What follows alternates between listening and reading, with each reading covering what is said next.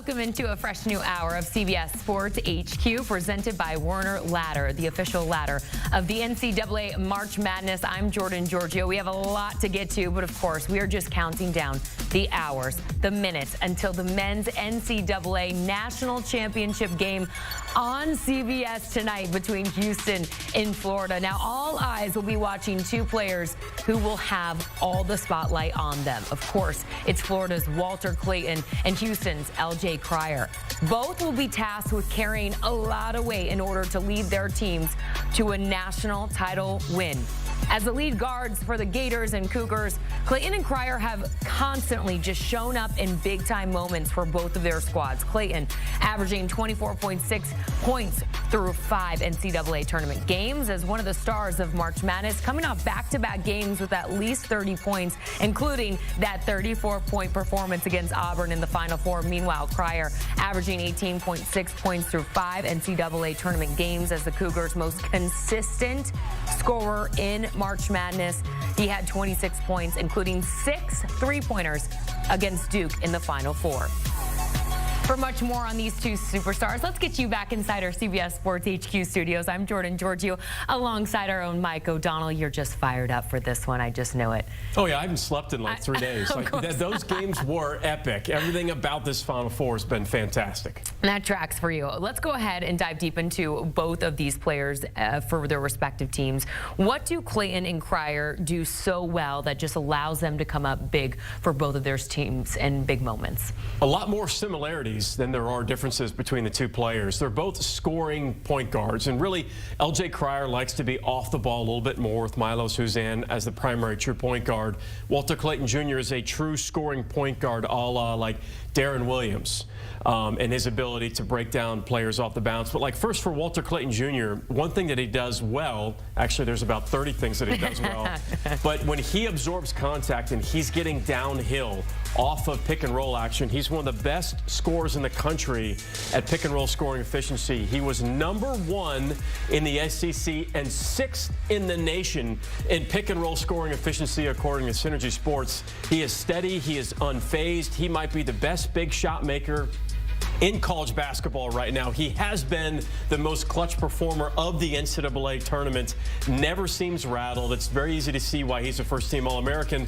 And for LJ Cryer, he's a little bit, about 2 inches shorter than Walter Clayton Jr. They have a little bit different game, but Cryer is so good off the bounce. He's actually 3rd in the nation in dribble jump shot scoring efficiency, and he has much more of an old-school game than Walter Clayton Jr. has. Really good, like mid-range YMCA Sunday afternoon pull-up from 12 to 13 feet, and Cryer can get buckets quickly. He doesn't have to score for Houston to be successful, much more like Walter Clayton Jr. has to score for Florida to win games. But Houston doesn't have to have LJ Cryer to score, but his ability to make shots off the dribble, it's similar to Walter Clayton Jr., but that's what really makes him elite.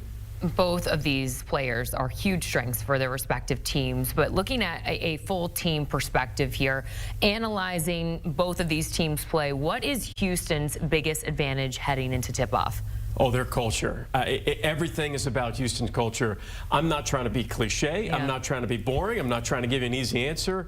They win games because of the work that they've done during the summer. That 80% of their roster is back from last season. Houston's toughness, their defense, their commitment to offensive rebounding, they're the only team in the country that embodies those 3 characteristics at a higher level than anybody else. We have never seen a team play as hard, play as physical, and play as aggressive inside the paint and in the half court defensively than the Houston Cougars. They're an elite defensive rebounding team. They're one of the best offensive rebounding teams in the country. They just bully you. They're just constantly putting pressure on you on both ends of the floor. You're going to play their tempo, a slower tempo, whether you like it or not. You don't have a choice. How much of all of that can be attributed to the job that Kelvin Sampson has done here at Houston? Well, it's all because of Kelvin Sampson. Yeah. You know, we think of Houston basketball as 5 slam a jam with Hakeem Olajuwon, and he had Clyde Drexler. I mean, it was Houston basketball back then was epic. And then there was a very large gap of Houston, you know, being a good team, but not anywhere close to national relevancy. what Kelvin Sampson has done hasn't just made Houston relevant. They have made the Houston Cougars the team to beat in the Big 12. I'm going to go ahead and say that again, because when Kansas, every single practice, when they break the huddle, they break it 1, 2, 3 Big 12 champs. They're not the most feared team in the Big 12 anymore. It's Houston right now. Not to say that Kansas can't reclaim that throne, but right now, you look the last 2 or 3 here, the last 2 years in the Big 12, Houston's been the team to beat. And you going through and what Kelvin Sampson has done on taking his team to Sweet 16s, Elite 8s. This is the second Final Four. He's done it at a breakneck pace. He's done it in an old school way. It's about toughness. It's about defense. It's not always pretty, but it gets the job done. Well, on the other side of things, let's zero in on this Florida Gators team that has just been so dominant all season long, all tournament long. What is their biggest advantage here heading into tip-off? Depth. They are the deepest team in college basketball. Right? They can play 10, 11 guys and not miss a beat. And that's what really makes them good. They'll go stagnant offensively every once in a while, especially if Walter Clayton Jr. is not making shots. But they don't just have 1 or 2 elite role players. They have like 7 elite role players. 2 of those guys, I think Elijah Martin and Thomas Houck, are 2 of the more underappreciated role players in college basketball, 2 of the best glue guys in the nation. So their depth is why they're in the NCAA tournament, especially in the front court, which bothered Auburn, bothers every single team that they play. It's going to be a major issue for Houston, who really doesn't play a player for significant minutes over 6'9". But Florida can essentially go 5 players deep in the power forward and center position. No other team in college basketball can do that. So much is about Walter Clayton Jr., but the size, the physicality, and the talent from the bigs of Florida, that's what really separates the Gators from really any other team in the country. All right, Mike O'Donnell joining us here. You're going to be busy the rest of the day, just the first of many, so don't go anywhere.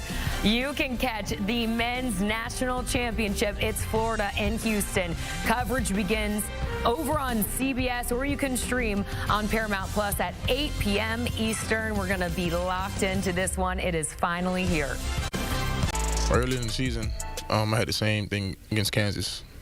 I think it was down 2 or 1, if I'm not mistaken. And Kansas is crazy place to play at. And I made both free throws the same way. So being in this environment, I think I was ready for it. I trusted my work. I make 150 free throws every day before I leave the gym. So being in that moment, I think that prepares me for stuff like this. And you want to be in moments like this. You know, you want to be able to trust your work and all the stuff that you've put in, you know, prior to that moment. I feel like when you step to the line, you just got to believe in yourself and just trust your routine. Well, Roberts definitely showed up big time in a big moment when his team needed him most. So even though Juwan, as he mentioned, doesn't leave a Houston practice without hitting 150 free throws, he is still the second worst free throw shooter on his team. So this really just puts into perspective how crazy it was that he made those 2 shots to give Houston the lead and help punch their ticket to the national championship. For more on everything we need to know ahead of tip-off from San Antonio, let's go ahead and check in with our crew, Hunter Dickinson and Roy Hibbert, who are live for us from the Alamo Dome. Guys, great to see you. Are we fired up or what? Give me a vibe check. How are things from San Antonio? Well, I'm ready to go. I've never made it past the Final Four, but this is a championship game. Everything is on the line, blood, sweat, and tears, the recruiting, the NIL stuff. It comes to this moment right here. It's a culmination. Absolutely. I mean, for me, I wasn't even lucky enough to get to the Final Four. I only got to the Elite 8. And I just know that the momentum and the adrenaline is going to be insane in there. Those guys, I know they're really sore from playing just, you know, 48 hours ago. They're going to be really sore, but the adrenaline that they're going to have is going to push them through it. Yeah, you guys still know what it's like, all those tournament feels, so you could still speak to it. But before we focus on really the game tonight, we have to look back, right, on how we got here, especially for Houston. Hunter, I'll start with you. Have you been able to let that comeback just sink in? I mean, I said after the game, I said, Duke fans, I don't know how you feel, but I know exactly how you feel. I mean, like they said in the interview, we had them down 6 with 17 seconds left, shooting free throws, and they, eventually tied the game and sent it into another overtime. I mean, Houston's just relentless. They attack you for 40 minutes. Kelvin Sampson's teams are never going to quit, and so that's kind of what you just got to expect from a Houston team. Yeah, I mean, I was actually on set with the CBS crew getting my Malawatch package ready. I thought Duke had it in hand, but this Houston team, they never go away. They never quit. They keep fighting back, and they're led by a lot of seniors, and that thing that was like the biggest difference in terms of, the play. Duke has a lot of freshmen that are really, really good, but have not had that experience and that seasoning of getting to a spot, losing, and then having to go back and work during the summer, build yourself back up, and get to the next spot. But those players played well. Juwan Roberts, can't wait to talk more about him. Yeah, let's talk a little bit more about Juwan Roberts and just how he was able to come up big in a big-time moment when his team needed him most. So just take us inside, because you guys have been there before. Hunter, the feelings that he must have felt after he hit those 2 shots, knowing all the time, the effort that he's put in practice, 150 free throws after each Houston practice. What was he feeling? That's pretty impressive. I only do 50, so I got to up those numbers up when I get back in the gym. But I think as a player, I've always said that the free throws, the first one is the hardest, especially down one. That first free throw is the hardest because that has the most pressure. Once you make that first one, you feel like you have the most confidence in the world that the second one's going to go in. But I think more importantly, Roy, was the defensive end. I mean, everybody in the gym knew Cooper Flagg was going to get that ball. And for him, pretty much one-on-one defense to be able to get a stop like that in crunch time was super impressive. I mean, he took it on one-on-one, mano-a-mano, didn't ask for help. I would have needed a double team or something like that. But he's experienced. Juwan Roberts, those free throws were clutch, but he had 11 points, 12 rebounds. But for me, the most exciting thing was those 5 assists. When he gets into the heart of the paint on that one-on-one dribble, if he does not have a shot, he's looking for guards to make shots. Uzan, Emmanuel Sharp, those guards around the three-point line, three of them shoot above 40%. And Emmanuel Sharp is definitely one of those guys that he looks for. But his decision-making when he is in the clutch has been great. And again, that has to go to the senior mentality of just being seasoned. Yeah, and they will have their hands full yet again tonight, because that Duke team, it was a tough matchup, even though they prevailed. But tonight, Roy, their hands full again. One of the toughest tasks for Houston will be attempting, to slow down Walter Clayton Jr. But luckily, they are equipped defensively. Roy, how much of a problem will this Houston defense be for Florida tonight? Well, when I previewed this game, I felt that Florida plays a lot of their offense out of dribble handoffs and pick and rolls. So I imagine Houston is going to send as many bodies on that pick and roll when Walter Clayton Jr. has the ball. I do feel like he's more, Jamal Murray than Darren Williams. I played against both, and I played with Jamal, but I feel like off the bounce, he is so good. He needs very, very, very little airspace to get shots off. He elevates really well. So I see them, they're going to double team the pick and rolls, try to get the ball out of his hands and probably make other players score. Absolutely. I think, having played Houston, like you said, Florida tries to do a lot of dribble handoffs, especially with the big man out on top of the key. Houston's definitely going to hard hedge, probably trap clean, just to get the ball out of his hands, because he is so dynamic. I mean, 34 points in the last game. He's been carrying them on their back every game because, Florida likes to get down and try to make a comeback every game. So it's going to be really key for him to try to get off the ball quick and not try to, hold it too long, because that's kind of what Houston wants. They want you to hold it on, let the big man get back, and have no damage on the back line. Yeah, meanwhile, for the Gators, Hunter, you just alluded to it, they've been able to be so dominant all season long, all tournament long, because of their depth and versatility that they boast in their front court. How do you expect, Hunter, Florida's big men to really play a large role tonight? I think it's going to be a great matchup because it's two teams that really like to, hockey sub their big men in and out. Florida has, I think, 4 big men that can probably start on about 90% of teams. And then Houston has 3 really good big men of their own. So it's going to be a battle. They're going to be coming in and out. They're going to be hitting. They're going to be bumping for every rebound. It's going to be a physical matchup down there for sure. Yeah, I mean, Handlogging, he's like, we're both 7-footers right here. He's probably got 4 more inches on us right here. But, I mean, that size definitely does help. It really helps with the offensive rebound. I think like 11 to 12 offensive rebounds last game, which is going to be huge. That Houston defense is going to make you shoot bad shots, and to have a couple 7-footers and 6'9", 6'10" guys down there will definitely help to get offensive rebounds. But the thing about that height, I feel like, and Hunter, I'm not sure, but that height doesn't translate to a lot of block shots in the paint. To me, I wish that they can get a little bit more because they have the size, but you take what you can get. Yeah. I think the Florida bigs try to more contest and wall up instead of blocking shots. Those Houston guys, they're coming. Tugler, he's trying to block everything. Yeah. All right, guys, the time has come. Let's go ahead and get a game pick here. Roy, who will be crowned a national champion tonight? I lost to Florida a couple times in the NCAA tournament, but Joakim Noah, Al Horford, they let me hear it whenever I hear them. But I am rooting for them tonight. I think they're going to do it. They have the best front court. I always love bigs. When I was covering this big guy right here, I always showed him love. Big guys like him, skilled big guys so I got Florida winning. I appreciate Roy, you always have my back. I really appreciate that. I mean, Florida, I've been saying it all tournament long, ever since we got eliminated, that they were the best team in the country, and I stand by it. I mean, they have the best player in the game, and when you got the best player in the game, Roy, you always feel confident in yourself. Walter Clayton Jr. has been on a run, like, a Steph Curry run at Davidson, something like that, where he's just willing his team to win these games. And I think, when you're hot like that, you gotta keep feeding the hot hand, and I think they're going to end up being the national champions tonight. All right, we will see what happens. You get a little bit jab right there. Yeah, I heard it. Steph Curry and Davidson beat me in the national championship. They beat me in the national. They beat me on that national in the second round of the tournament. So just a little dagger in the heart right there. So I just twisted. Hey, you two stay out of trouble there in San Antonio. Guys, thanks so much for joining us. It's going to be a good one. Hunter Dickinson and Roy Hibbert joining us live here on CBS Sports HQ as we are counting down the minutes to tip off. 8 p.m. will mark the start of our coverage on CBS, or you can stream on Paramount Plus. The men's national championship between Florida and Houston. You don't want to miss it. And then there were two. Countdown to the national championship continues here on CBS Sports HQ. We are hours away from tip-off over on CBS.